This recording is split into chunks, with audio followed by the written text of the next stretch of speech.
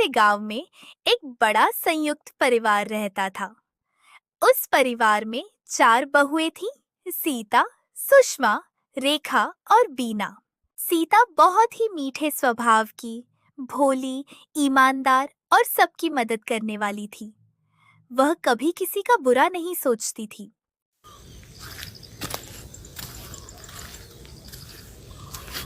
लेकिन सुषमा, रेखा और बीना बहुत चालाक थी। वे अक्सर अपना काम सीता से करवा लेती, उसकी अच्छाई का फायदा उठाती और सास ससुर के सामने खुद को सबसे अच्छी बहू साबित करने की कोशिश करती।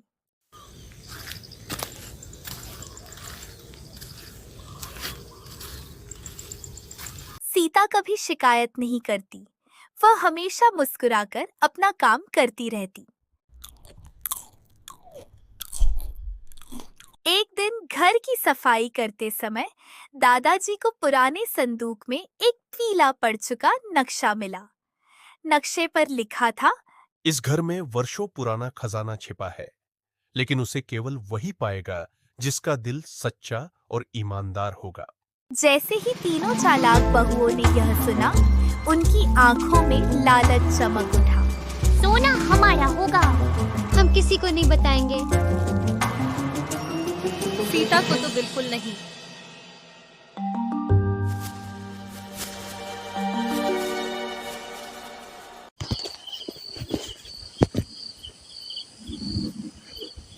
रात होते ही तीनों चुपके से नक्शा लेकर खजाना खोजने निकल पड़ी।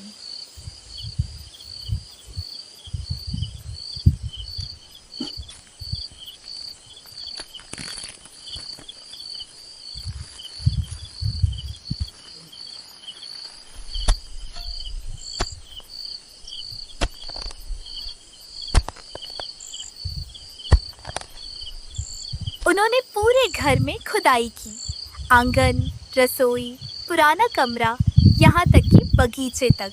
घंटों मेहनत के बाद भी उन्हें कुछ नहीं मिला।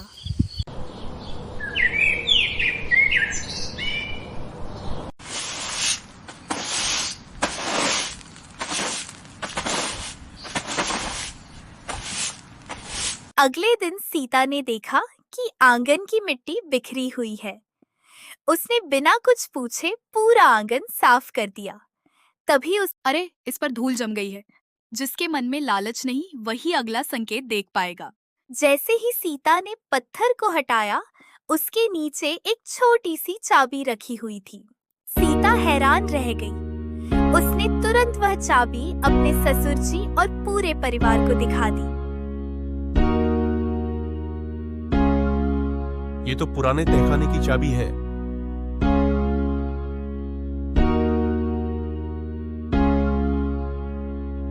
पूरा परिवार तहखाने में पहुंचा।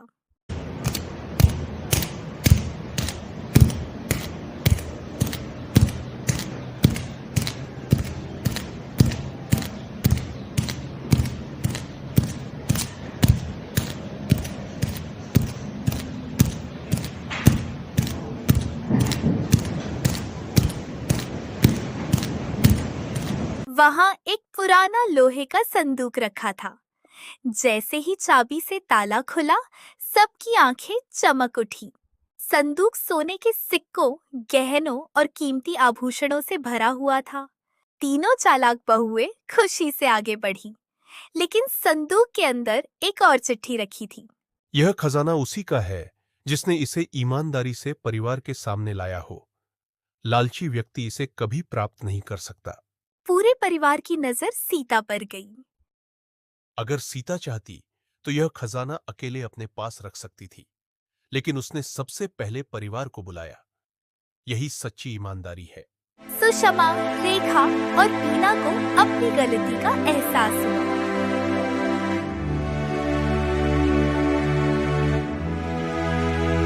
हमें माफ कर दो, हमने हमेशा तुम्हारी अच्छाई का गलत फायदा उठाया। हाँ, हमें माफ कर दो।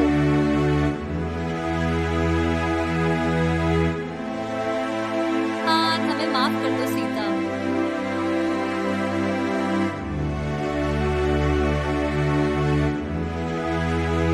परिवार में प्यार और विश्वास सबसे बड़ा खजाना है।